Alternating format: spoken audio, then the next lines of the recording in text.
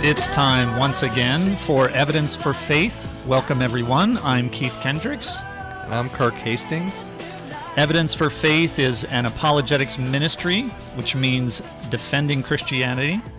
We try to present the evidence for Christianity in an intellectually appealing way to help Christians become thinkers and thinkers become Christians. Check us out on evidenceforfaith.com. That's evidence, the number 4, faith.com. You can email us there. You can check up on upcoming speaking engagements, and you can listen to podcasts of previous shows. We've also got a group on Facebook, so if you're on Facebook, you can look up the group Evidence for Faith. If you'd like to call the show today, the number is 609-398-1020. Now, talking about upcoming speaking engagements, Dr. Mike Larakis and I will be doing a speaking engagement this coming Saturday. It's going to be a Mother's Day breakfast. That's May 8th at 8 a.m., breakfast at 8 a.m., and at 9 o'clock we will be starting a recording of the show Evidence for Faith. So it'll be in front of a live audience. And we're going to be talking about the mother of us all, what scientists call mitochondrial Eve. So we'll talk about what science can tell us about Eve. And we're also going to be looking at the problem of why our kids leave the faith. Why are they leaving the church in large numbers when they go away to college? So we'll be talking about that, and we will be recording it for airplay, and then that will be then played the next day, Sunday. So Saturday, May 8th, you can come and join us. It's at First Baptist Church of Egg Harbor City, and that is at 236 London Avenue, Egg Harbor City, New Jersey. Just to bring the point home about the concern about kids leaving the church when they go away, I brought along a quote from a professor, a philosophy professor by the name of Richard Rorty, and it's well, just see what you think. Let me just read this to you. He says, I, like most Americans who teach humanities or social science in college and universities, try to arrange things so that students who enter as bigoted, homophobic, religious fundamentalists will leave college with views more like our own. The fundamentalist parents of our fundamentalist students think that the entire American liberal establishment's engaged in a conspiracy. The parents have a point. We are going to go right on trying to discredit you in the eyes of your children, trying to strip your fundamentalist religious community of dignity, trying to make your views seem silly rather than discussable. We are not so inclusivist as to tolerate intolerance such as yours. I think those students are lucky to find themselves under the benevolent Herrschaft, which means domination, of people like me, and to have escaped the grip of their frightening, vicious, dangerous parents. Oh my gosh. Yeah, that quote from Professor Richard Rorty. So those are the kinds of people that are teaching your kids when they go away to college. So we're no longer talking about education here. We're talking about political indoctrination. Absolutely. Absolutely. So if you pay $50,000 a year to have your kids indoctrinated, isn't that nice? Yeah. So we are going to be talking about that Mother's Day at the Mother's Day breakfast at First Baptist Church of Egg Harbor City. All right. Well, before we get into today's topic, Kirk, did you hear about this latest discovery? Yes, I did. The last 3 days or so. If you surf the internet at all, it was hard to miss it. Yeah. Apparently, Noah's Ark has been discovered again. Yeah, that's true. These things pop up every couple of years, and so it's hard to, really put much stock into it.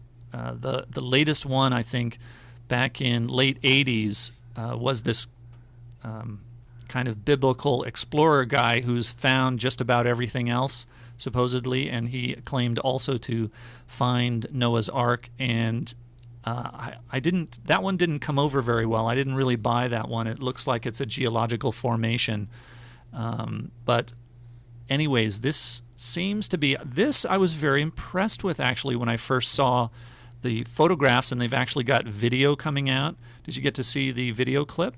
No, I saw the photographs. I didn't see video yet. Okay, yeah. If you go to the website of the Chinese explorers who did the press release a few days back that released the pictures, they have a video clip there of them actually climbing down in through the ice crevasse and getting inside this wooden structure. Oh. So very impressive. I mean, they're running around knocking on things that look like rock, and you knock on it, and it's wood. I mean, it's it's like knocking on a table.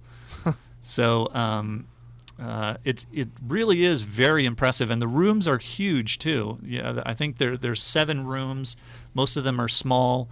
One of them though is 30 feet by 9 feet, and they showed the video of that room. So. Yeah, it's very impressive. They also claim that they have carbon dating back to 4,800 years old. So that would kind of fit along with the storyline. Right. So very interesting. Also, they claim that one of the Turkish guides was a geologist and one was an archaeologist from universities in Turkey. So lending a little bit of academic credence to it too.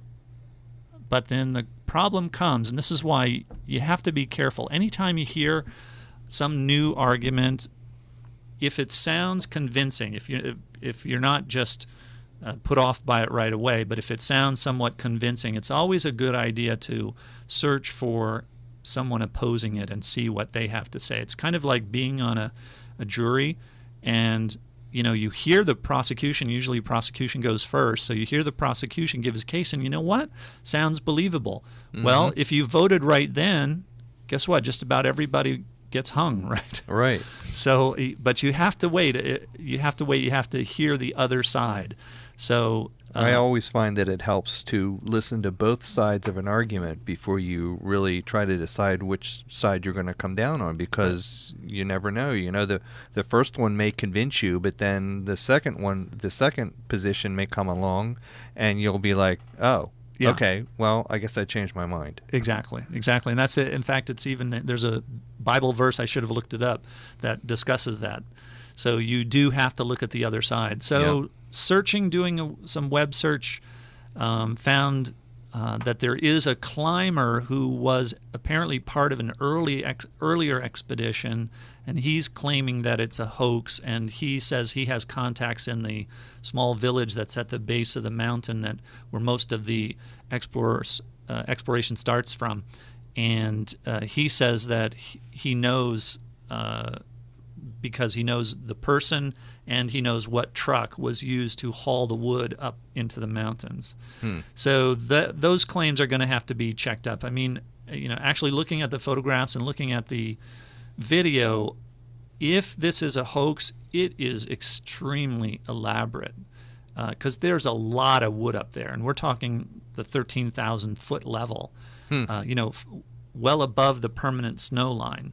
Right. And the photos, it does appear that it's buried under lava rocks. It does appear that it's buried under the ice. So if this is fake, they really did a good job. I mean, this is almost as good. If this is a hoax, this is about as good as the global warming hoax. Yeah. So I guess they'll both be vying for the hoax of the century. Today is the day of easy hoaxes, though. When you think about how easily you can Photoshop a photograph today to make it look like something totally different, or some of the movies and the special effects in them look so real, incredibly real, but they're not. It's really getting harder and harder all the time to tell what is true and what isn't. But it makes all the more important for a show like this where people can listen to it and get the other side. Right. So you can, and for guys like you and me who spend a lot of our time actually going over the evidence and reviewing it and looking back at the primary sources and finding out are things being presented in the right way? Is this really true? Mm-hmm. So a lot of people just don't have time. I mean, some of the things, like we're going to be talking about evolution again today, and people just don't have time to spend a lot of time going over the evidence. And I have to admit myself, for years I was convinced that the evolutionary argument made a lot of sense. Yeah. But that was because I never heard the other side of it until years later. Right. And when I started to hear the other side of it, I was like, oh, wait a minute.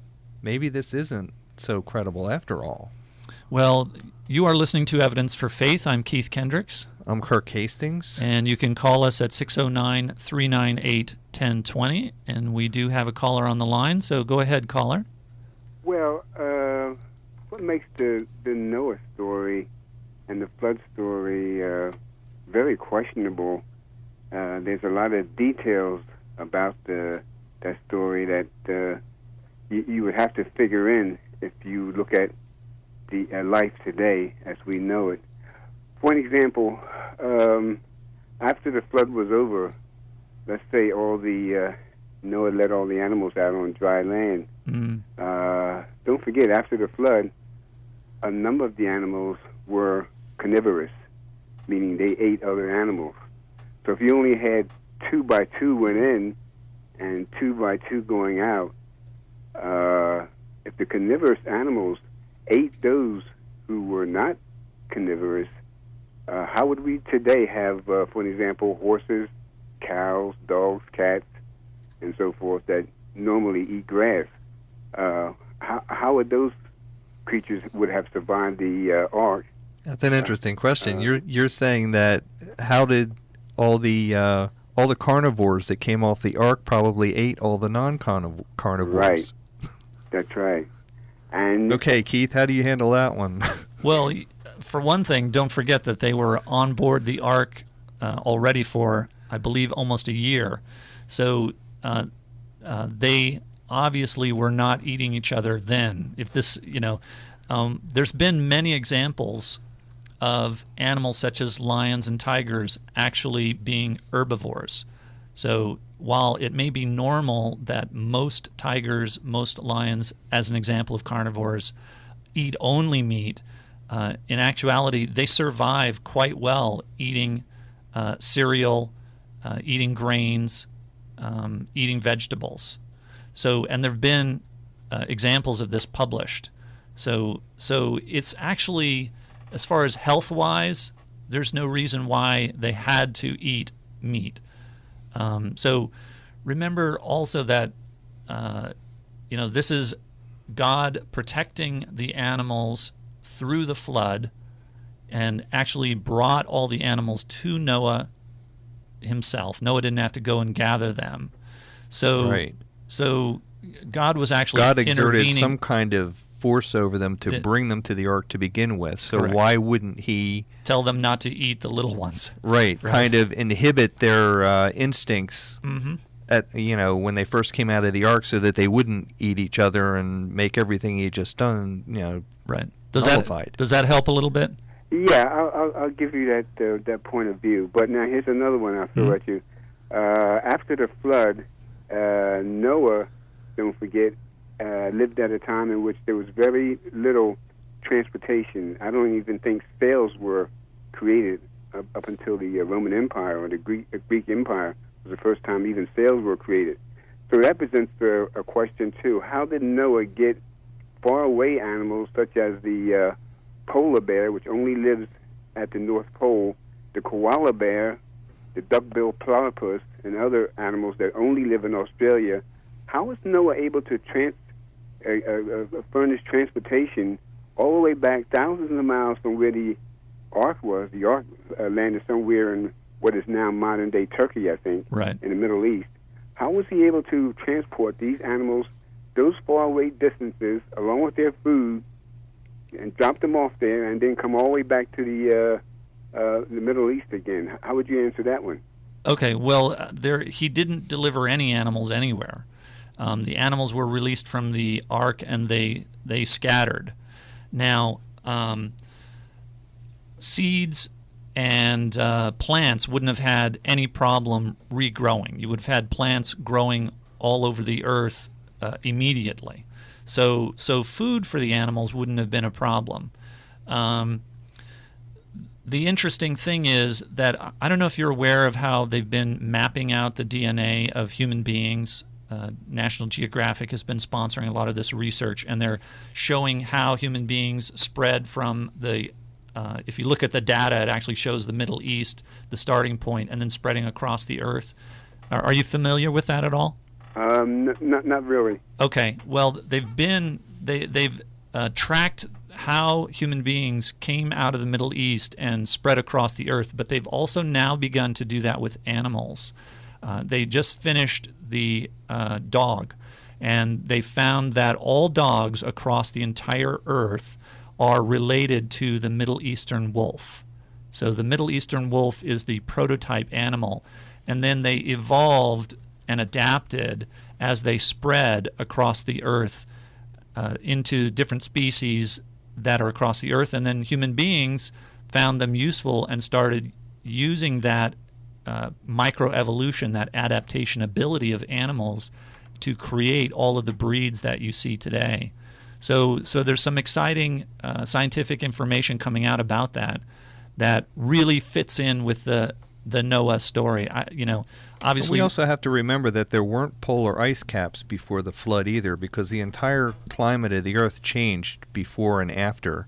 So when you're talking about, for instance, polar bears in the Arctic, number one, there wasn't an Arctic as we know it back then until well after the flood, when the Ice Age started. Exactly. And there may not have been polar bears at that point. There may have been some generic bear species exactly. that eventually found his way to what we now call the Arctic and adapted with the white coat at a later point. That's right. It had the genetic information for both white and brown and black colors, right. And the white ones survived and the brown ones didn't in the cold climate. Right. There may have been only a generic bear species on board the Ark that ended up being the relative for all the rest that came after. All right, caller. I hope that helps. In the interest of time, we're going to have to move on to Thank you. Another time. You bet. So we'll just have to see. There'll be more evidence coming out, and we'll just see. It's either a hoax or it's one of the greatest archaeological finds of all time. There's a news item maybe before we get into our topic. This is really interesting because we have talked in the past about global warming, environmentalism, and the Christian view of care for the earth. And I found this article just too good to not bring up on the show. It was published in The Guardian, which is a Canadian newspaper, and it's a left-leaning newspaper, too. So this is Aren't most of them? Yeah, exactly. Most of them are, and this one is, too. It's about an article that was published by some scientists in the journal Psychological Science. Now, this also, left-leaning, did not expect the results that they got. Here's the interesting results. They took people who, what they called green consumers, or what we might call, tree hugger environmentalists. and these were people that bought products based on their impact on the environment, people that drove cars that were green, and people that recycled. So they grouped those people. Or don't drive cars at all, but ride bicycles. Well, transportation was one of the categories how they judged these people, and then they compared them to people who did not do those things. Right. So you have two groups, and now they're going to compare them. Now their thesis was that because these people are so concerned about the environment, that they might have better morals than the other people, might be more virtuous and have better character. So they developed some tests for them that would test them based on kindness, based on whether or not they would steal and whether or not they would lie. So they put them into situations where they thought they were not being monitored. They thought that they were anonymous, and they were actually being monitored.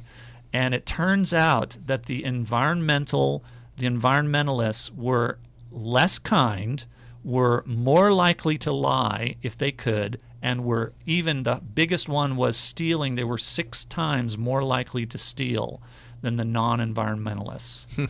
So that, I thought, I just this is just too precious. I couldn't. I'm surprised they reported that, especially when this they was didn't against- expect to find those results. That's right. It was, again, exactly the opposite of what Usually they expected. those stories end up in the trash can.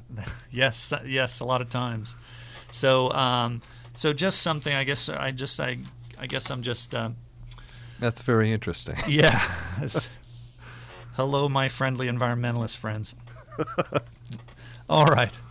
Well, we are going to be talking about evolution, and I had a quotation. My computer just decided to go into sleep mode. Well, we're going to talk about the. I do that sometimes too. Yeah, I was going into sleep mode a lot today too. We're going to continue the discussion that you and Dr. Mike were having about the revolution in evolution, which there's so much exciting new information coming out that it really can be called a revolution. In fact, I just want to start with a quote that will really bring across this whole idea, because this quote is by Anthony Flew. Do you know who Anthony Flew is? No, I don't. Anthony Flew was, well, he's still alive, so he still is, except he's just not an atheist anymore. He was the leading atheist of the 20th century. He wrote more books on atheism. He was an avid debater. He would debate theists anytime, anywhere. A true academic, but he was also truly open-minded. He would follow the evidence anywhere, and he has... I think I have heard about him. I didn't recognize the name, but I remember reading about this guy that went through this transformation you're talking about. That's right, and he has become a theist, and here's what he has to say about science today. He says, "I now believe that the universe was brought into existence by an infinite intelligence, and that this universe's intricate laws manifest what scientists have called the mind of God. I believe that life and reproduction originate in a divine source. Why do I believe this, given that I expounded and defended atheism for more than a half-century? The short answer is this. This is the world picture, as I see it, that has emerged from modern science." So wow. There you have from Anthony Flew, and that is the revolution in evolution that we are talking about today. In other words, the evidence convinced him, which is what this show is all about. Exactly right. This is the kind of stuff that we talk about on Evidence for Faith, which I guess we should say that if you're just joining us, you are listening to Evidence for Faith. I'm Keith Kendricks. I'm Kirk Hastings. And you can call us at 609-398-1020. I am the guest host for the week. Mike, I assume, will be back next week. Yeah, but you know what? You've been like guest hosting so regularly. I think I'm almost a regular guest host. Exactly. I feel like I'm the guest host today. So, but anyways, and we do appreciate you being here. Well, let's talk about how the debate is framed by the other side. How do the evolutionists frame the debate of Christianity versus, or religion versus science? People that believe in God are nuts. Okay. Yeah, that's basically it. That's about as basic as you can put it. They make it look like it's the Bible versus science. Yes. Right? It's two... Or religion versus science, or you Yes. can state it in a couple of different ways, but that's basically it. That's right. And this is continuing on from what you and Mike talked about last week, how science is seen as this objective process that derives facts from reliable observations, and how they're independent of any kind of prejudice. They don't put their own views forward. They just go with the flow, and this is what creates rocket ships that can go to the moon, and this is what gives us advanced computers and all this, and this is science. See, that's science. That's the side they're on. Mm-hmm. But on the other side is this reliance on the Bible that's promoted by these blind, unthinking, uncritical, people of faith who never change their views, who always ignore the evidence. So that's how they view what the issues of today are in science. That's how they pose the question. So you could also say faith versus science, or religion versus science, or God versus science. But the point is that they see these as two opposites. right. That there's nothing They're in between. fighting- yeah, You're they're either fighting on the each one other. side or the other side. Exactly right. Now, based on that definition, guess what? If the debate is based on that definition, then it guarantees that science will win. Sure. If science is reason, then how can that lose the argument? Right. That's right. And it also allows them then to, in philosophy, this is called poisoning the well. They then are allowed to poison the well of anyone who comes up with contrary evidence, because they can then say that this evidence that's being presented by Bible believers, it's prejudiced. You see, so we ought not to listen to that. It's don't pay any attention to the man behind the screen, right? Yeah, that's a line from a famous movie somewhere, isn't it? Exactly right.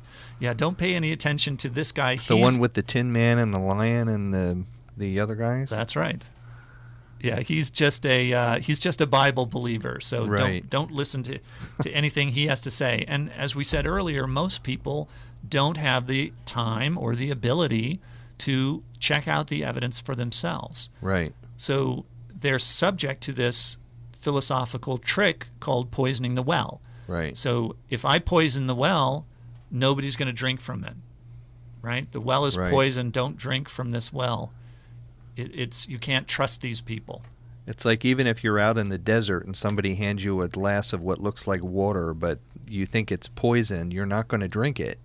And you might die, but it might really be water, and you Right. know, what did you die for? Nothing. Exactly right. Only because you were trusted. told. Yes, because you trusted somebody that told you, well, that's poison, don't drink it. Right. Exactly. So this strategy then, it really takes the intellectual high ground. I mean, the evolutionists have taken the intellectual high ground. They are standing on the hill, looking down on everybody else. It unites them. See, they get united under this banner of science. And reason. Exactly right. I hate it when they say all the time, we're the reasonable ones and you people are crazy. That's right. And it divides the believers. Yep. It divides the Christians into their different camps. So because some of the evidence that's presented is true, and of course it sounds very true, and we do want to be objective.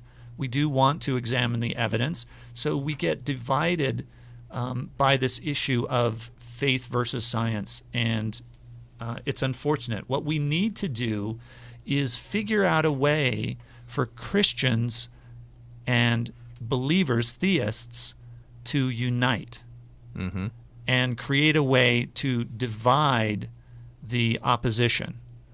So let's talk about that a little bit. What can we unite under as believers? Right? We can unite under central issues, okay? Like the major central issue that God created the universe, okay? If we can unite under that, then we have Catholics, we have Protestants, we have Jews, even actually technically Muslims. Sure. They believe God created the universe too. Exactly right. So they can all unite, we can all unite and begin to defend that position. So, but we also, it's not enough just to unite ourselves. That might be helpful. So we should focus on the evidence that God created the universe, God created life. That should be a major focus, and it has been a major focus of this show. But we should really, I think that's the intelligent design movement is trying to do that to some extent, isn't it? It's trying to unite people under the idea that there must be an intelligence behind the universe rather than this unintelligent randomness that is being pushed today. Exactly right. Exactly right. So that's why we spend a lot of time focusing on intelligent design and what it is. So, but how do we divide? The opposition then isn't really science. The opposition is not science. We're trying to present science. The opposition is materialism. Okay. So we're opposed to the materialist. The materialist is the person who says that only matter exists. Okay. So only matter and energy exist. There is nothing spiritual. There is no God. There are no spirits. You don't have a soul. You are just your brain. Right. Those are, and we've talked about that a few times in the past, those are the actual enemy, if you want to call them an enemy. Mm-hmm. And that is a philosophical position, not a scientific position. Yes. Because they can't prove that. That's right, and that's how to divide them. Right. Is to point out the fact that that is a philosophical paradigm. It is a prejudice. It's a bias. Right. And that alone right there will affect the work that you do. It's a starting point that you will not question under any circumstances, no Right. matter whether the evidence goes against it or not.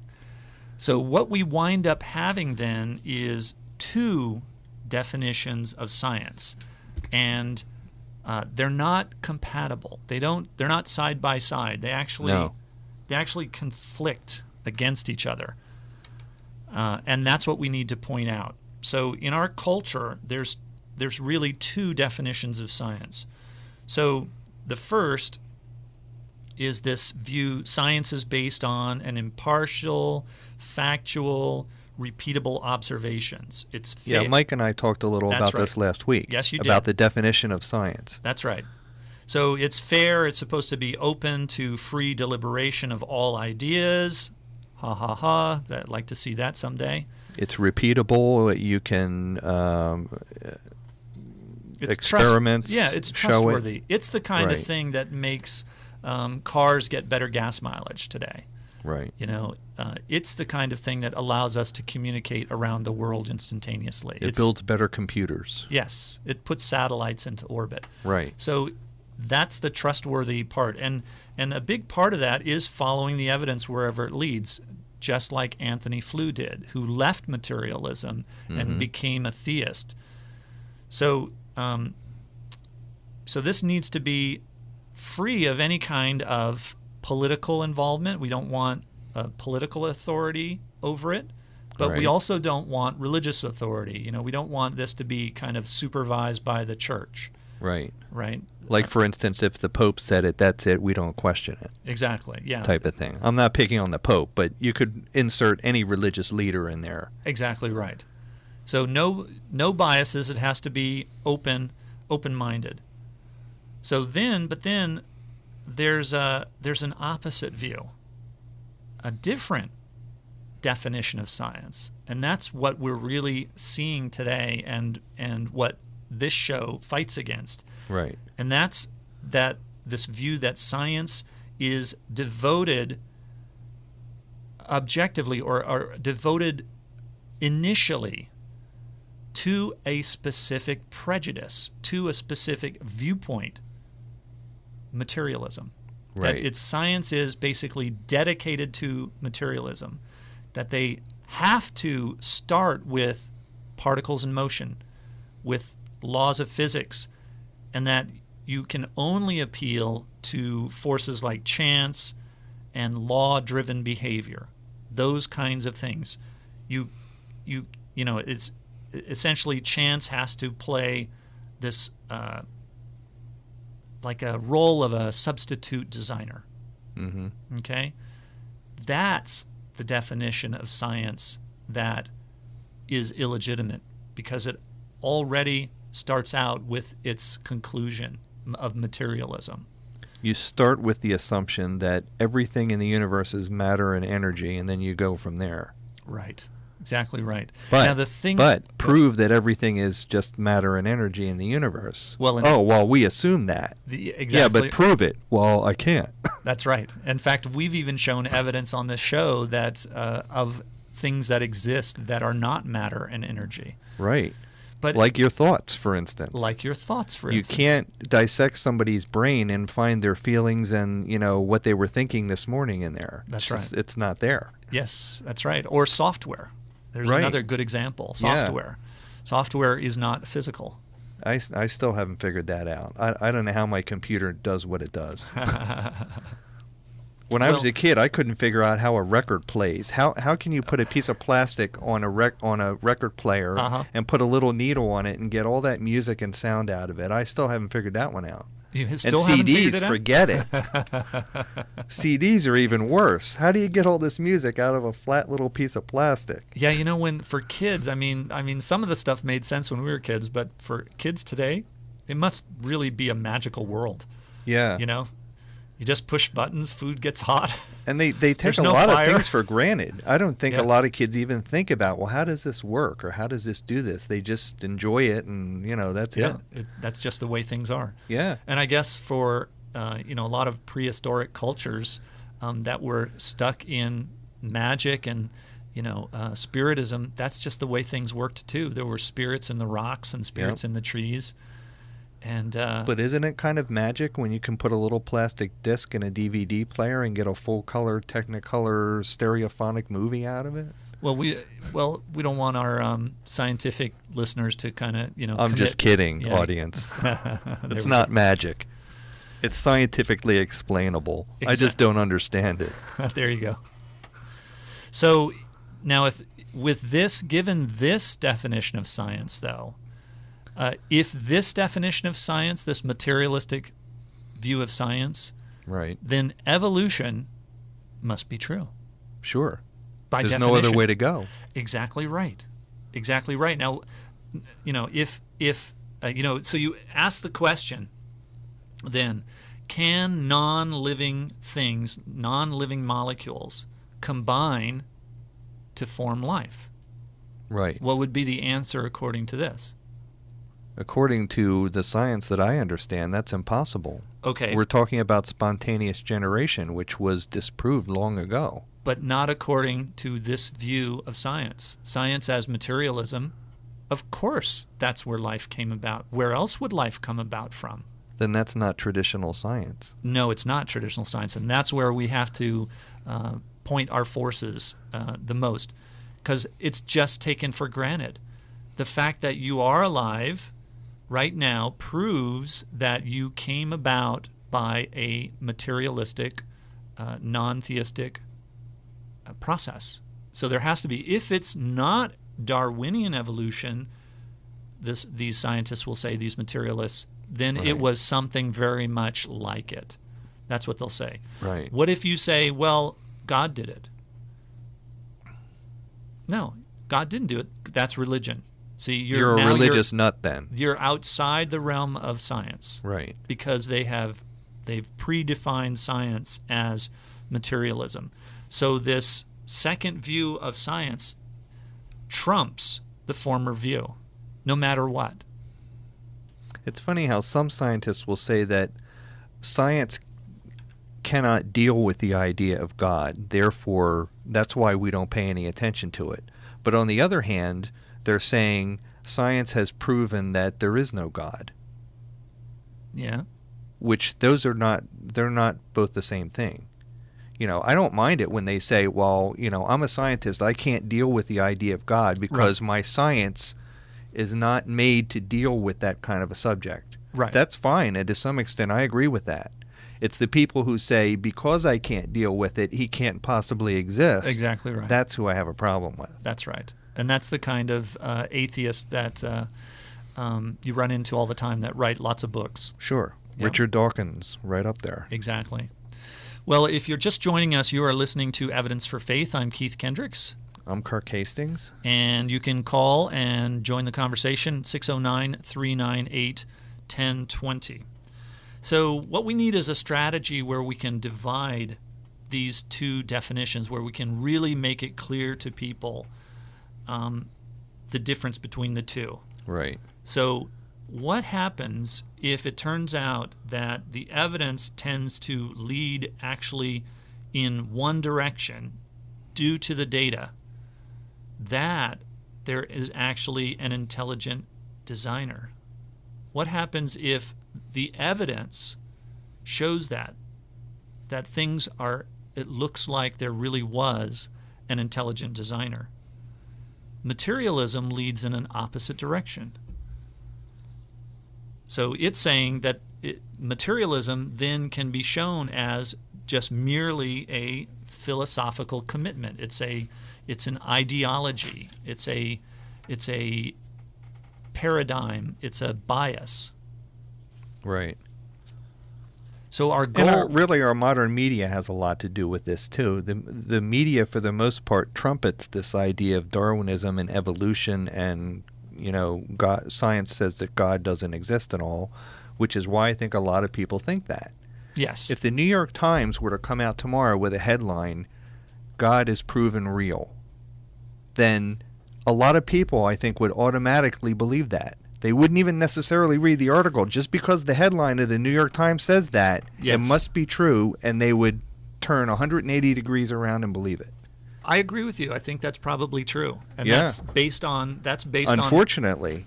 that's belief based on authority. Right. So if the newspapers, the media is saying it, if If scientists it's in are print, saying it must be true. A lot of Right. people still think that, and unfortunately, for many years, I thought that too, until I came to the realization, no, that's not necessarily the case. Right. So we've got to if we can present the evidence that supports intelligent design, then we can divide the materialists. Mm-hmm. And that without appealing to the Bible. We don't have to appeal to the Bible. We can appeal directly to the evidence that we're finding Sure. under the electron scanning microscope, the evidence that we're finding that the universe is fine-tuned with our space-based telescopes. All of these things will divide the scientific camp into those who are dedicated to science as truth versus those who have a prejudice of materialism or atheism. Right. So how do we get that on the front page of the New York Times? well, talking about presenting the evidence.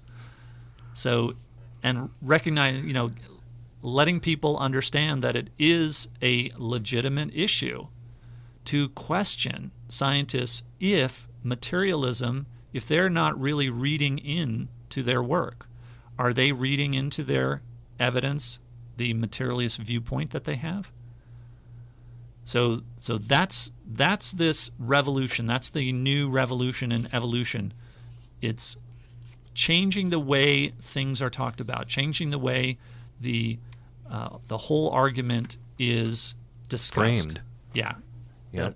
The way it's framed. So no longer is it the Bible versus science. It is the evidence. Are you looking at it from a materialistic viewpoint, from a biased viewpoint? Are you looking at it open-mindedly? So what we really need, and the best thing that can happen is for more and more people to understand the issue, to understand intelligent design, to understand the argument is really about what is influencing science. Right. Is it being influenced by materialism, by atheism, or is it truly an objective viewpoint? Right. So, the mainstream media is very important to this, just as you said. Yeah. Well, you're basically describing the search that I went through in my life that led to the writing of my book, called What is Truth? I spent years listening to what the media was telling me and just accepting it and thinking, well, that sounds good, that makes sense. Yeah. But then some questions started to creep in that they weren't answering, and I'm like, okay, where do I find the answers to these? Yeah, you don't find that in the media. See that? No. That's one of our big problems, is that the media wants to go back to the old paradigm. It wants to make everything the Bible versus science. Yes. And because they know how to win that kind of argument. Right. They Exactly. by framing it in that way, they know they win. Right. So if it's Bible versus science rather than two different definitions of science, then they can win that argument. So one of the things you'll notice is that the media really does not want to talk about intelligent design. They'll talk about it and call it creationism, but they won't talk about... They'll say it's creationism in disguise. That's what they like to say. Yeah, exactly. Those sneaky creationists, they're just calling it something else so they can slip it in there on us. That's right. Yeah, that's right. So and if they do that, they don't have to explain it. Right. They don't have to explain what it is. They'll call it... The other thing is they'll call it junk science. Yep. Right? Yep. Well, do they explain how it's junk science or why it's junk? Or why? Yeah. Yep. That's a good question. No, they don't. We should be asking them that. Well, why do you call this junk science? Because and they don't want to discuss the evidence. No, they don't. Because they know how to win the old argument. So what they do, so that's one thing they do, is frame the argument the way they want to. But then they also go after those who are devoted to intelligent design, those who do show the evidence. Those people they go after. Those people they lie about. Those people they smear. Mm-hmm. That's where you get that documentary. The name of it is escaping me now, where they showed a lot of the academics who have lost their jobs, lost their positions because of investigating the evidence for intelligent design. Right. Right. So, people get scared and, they don't want to present this kind of evidence. Or rock the boat. Yeah, exactly. You're ostracized if you try to rock the boat. So we need to teach this evidence. We need to teach it so that the environment becomes more friendly for those scientists to become willing to speak out on issues of intelligent design. Right. So, and we also, believe it or not, the media wants people to think that intelligent design people are anti-teaching about evolution, that they want to stop evolution from being taught in the schools. And that's actually not true. Intelligent design people want evidence to be presented for evolution because the evidence is so weak that when you compare it side by side to intelligent design will win every time. And I really think that's why the evolutionists are so ferocious about not allowing intelligent design to be taught in our schools. Because I really think they're insecure and they're afraid that if both of these are taught side by side, everybody's going to see that our argument is the weaker one. Right. So we actually want to teach more about evolution than the evolutionists want taught. I don't know if you know, Kirk, that a few years back there was a study done to see, there was a test given on evolution to a large number of high school kids to find out what they knew about evolution. And then at the bottom of the test they were asked if they believed in evolution or not. So what they wanted to do was figure out what information about evolution led to kids being more likely to believe evolution. Right. Do you see the methodology here? It makes perfect sense. So they're trying to address this conflict in our society, that evolutionists are very frustrated with the fact that most children are taught evolution all through school, and yet many of them come out not believing in it, and they want to know why. Right. Why don't you believe in this? We've given you all this information. Why don't you accept it? That's right. Well, it turns out this study showed that the children who got higher scores on the evolution test actually were much less likely to believe in evolution. Wow. So how about that? The children that were more knowledgeable about how evolution works, that they were actually less likely to believe it. Now, that doesn't surprise me, but I'll bet that surprises a lot of scientists. After that study came out, that is when you started seeing this very heavy evidence on evolution is a fact. Right. Because they realized that education didn't help their cause. So teaching evolution doesn't help. You've got to indoctrinate. You have to claim that evolution is a fact, and then people will believe it. You have to ram it down their throat. Exactly right. Yeah. So we actually want children to be taught evolution. We Sure. want them to learn it so that they also will be less likely to believe it, because it's simply unbelievable when you learn all the facts of how evolution is supposed to have created the vast array of incredibly complex creatures on the earth. And especially, it seems like the more you learn about microbiology today, the more you would tend to lean away from evolution. Yeah, absolutely. We've found out so much in that area that we didn't know even 10 or 20 years ago. And it's just amazing the complexity that is there that we never dreamed was there. Right. And Darwin or any of the 19th century evolutionists could ever hope to have imagined. They had no concept of what was there. Right. So by focusing on intelligent design, we're going to be able to unite the believers. We don't have to fight over old Earth versus young.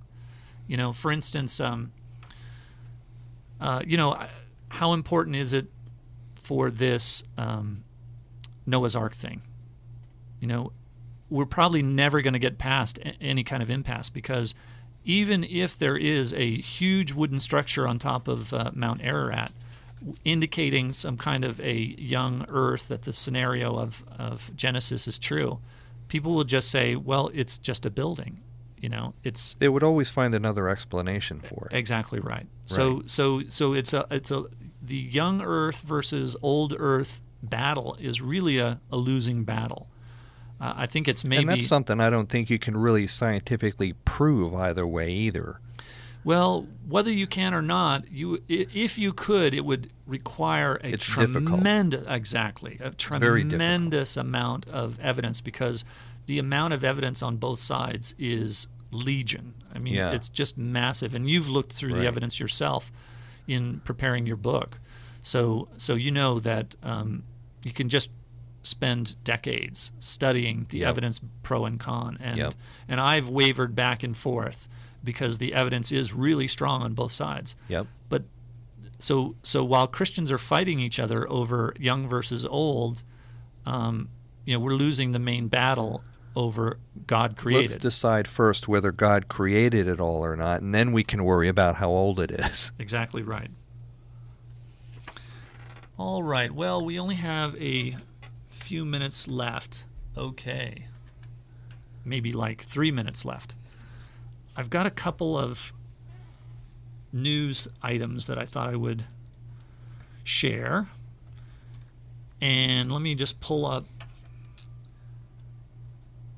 For those that are just joining us, you are listening to Evidence for Faith. I'm Keith Kendricks. I'm Kirk Hastings. And we've been discussing the revolution in evolution. I want to tell you about a study. This came out a couple of weeks ago. I've been saving it. Kirk, see what you think about this. Adults who frequently attended religious service as adolescents and grew up living with both biological parents were least likely ever to be divorced or separated. Did you hear this study? Yeah, I've heard similar studies. Came out a couple of weeks ago. The actual I think percentage, there's more than one study that indicates that. Yeah, this is multiple. Yeah. But it just shows that the Christian worldview of intact families and attending church, studying your Bible, actually does work benefits on people. One of them is this. So the percentage of adults was only 17%. If you were raised in an intact home and you attend church more than once per month, your divorce rate is only 17%, versus those who were raised in a broken home and attended church services less than once a month, 27%. So now, you hear this 50% of marriages break up, but a lot of that is multiple people who've been divorced multiple times. Right. If you ask 100 people, how have you ever been divorced before, the divorce rate is 27%. Okay.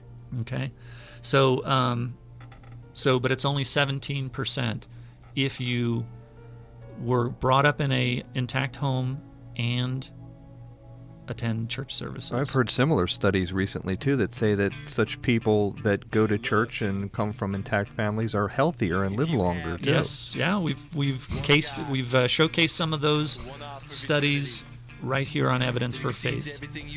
Well, you've been listening to Evidence for Faith with Keith Kendricks and author Kirk Hastings.